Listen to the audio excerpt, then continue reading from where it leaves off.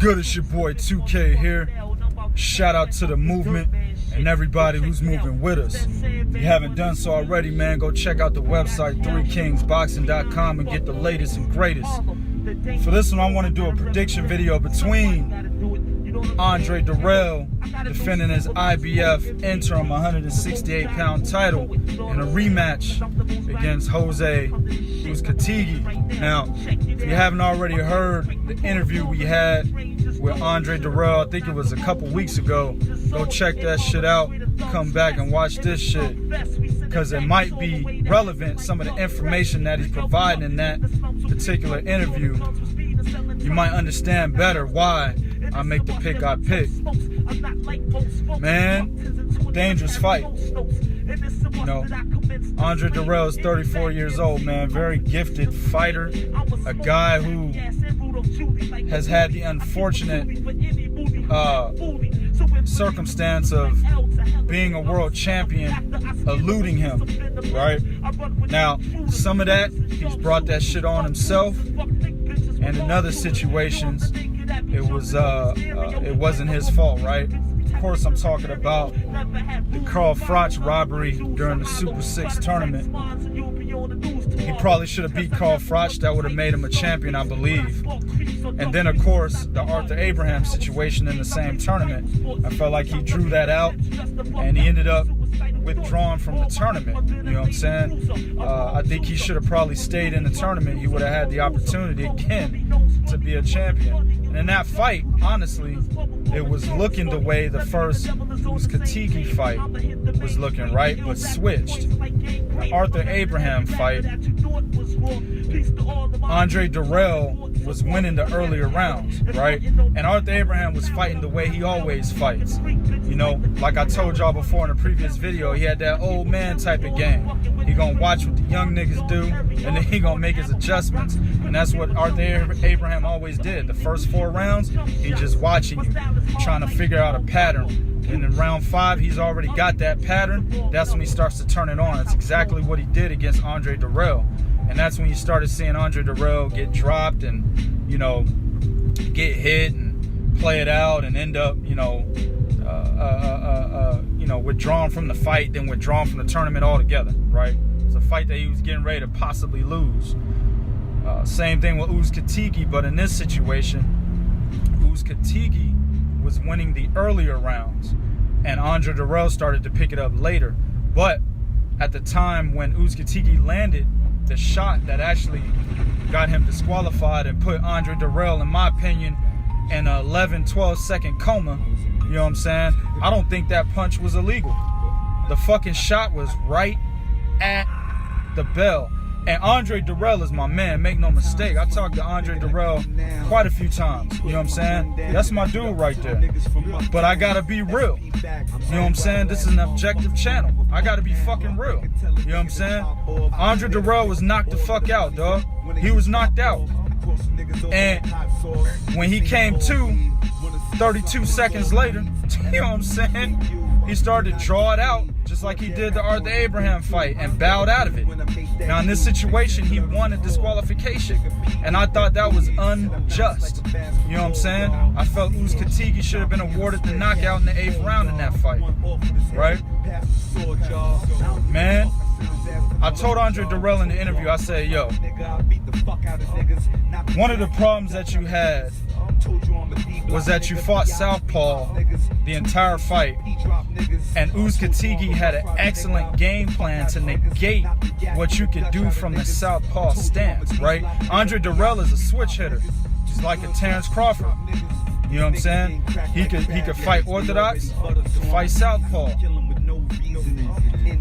Uzcategui was doing an excellent job from his orthodox position, keeping his lead foot on the outside. And what that does is that keeps the southpaw in range.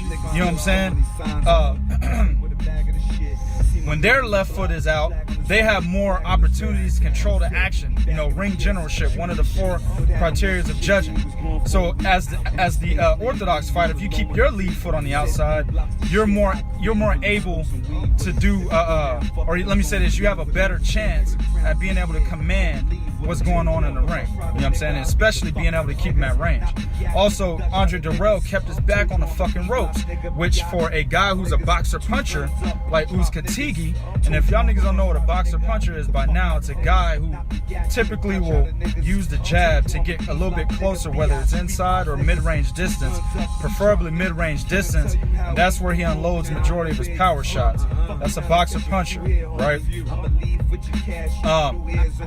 For a boxer puncher to have his opponent up against the ropes, well, he doesn't really need to jab his way in. He can unload his arsenal right there because you're gonna be in range. All he has to do is pretty much take a half step in, and he can unload his arsenal, right?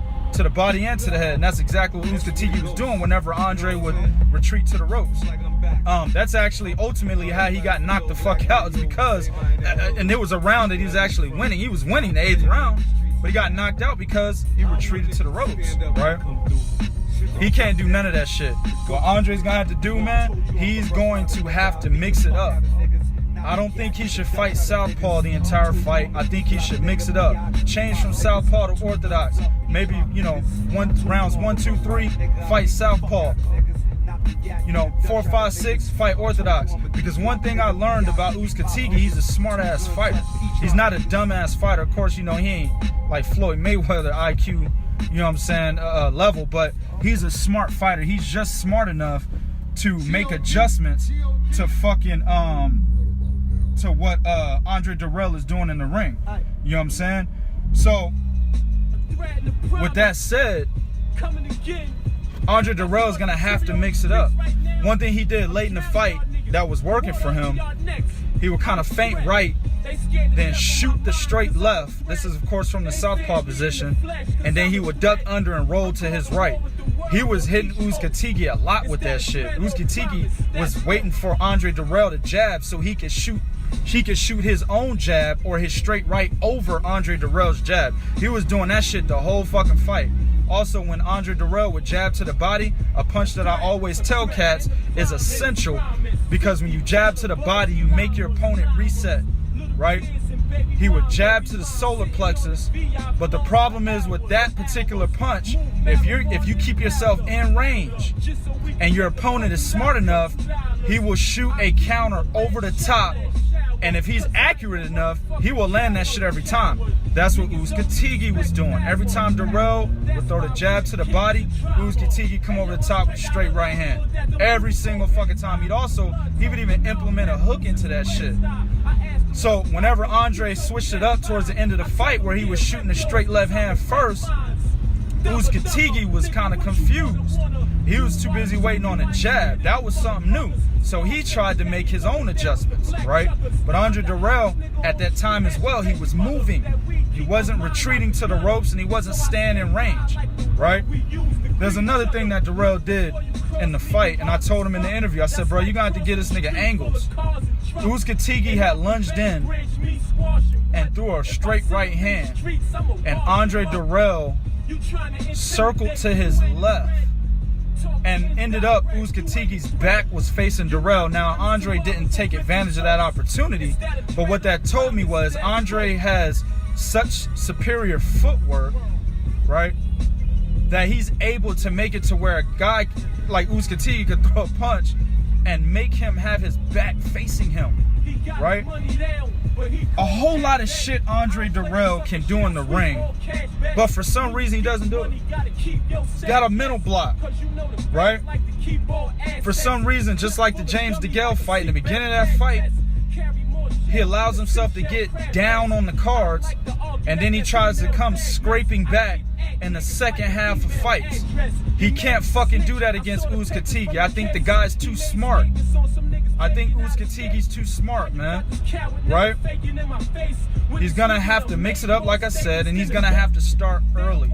No longer can there be the Andre Dirrell that loses the first 5 fucking rounds and then turns it on in round 6. You can't do that, bro. And he even acknowledged that in our interview.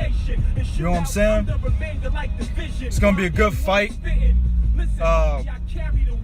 My heart is telling me Andre Dirrell wins, right? Especially with Virgil Hunter in his corner. Leon Lawson is not his trainer for this fight. That's his uncle, I believe.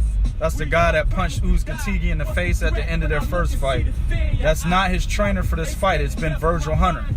Virgil Hunter is a very good trainer, and there's a lot of things that I believe Virgil Hunter can teach Andre Dirrell and instill in him, you know, that will allow him to implement the correct game plan to win. But at the end of the day, it's always got to be the fighter that implements that fucking game plan, right? And like I said, I think Andre Dirrell has a mental block, man. So we'll see. Hopefully, Virgil Hunter is the guy to get him around that mental block, right? My heart is saying Andre Dirrell wins. And it's mainly because I'm rooting for him, you know?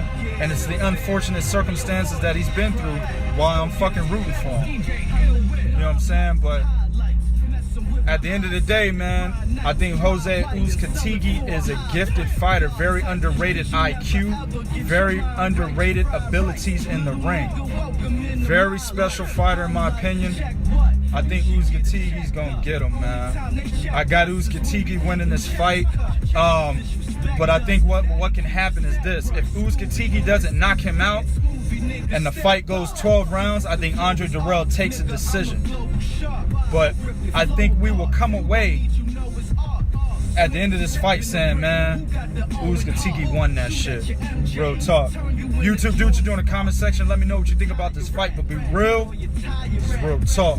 For real fans. One.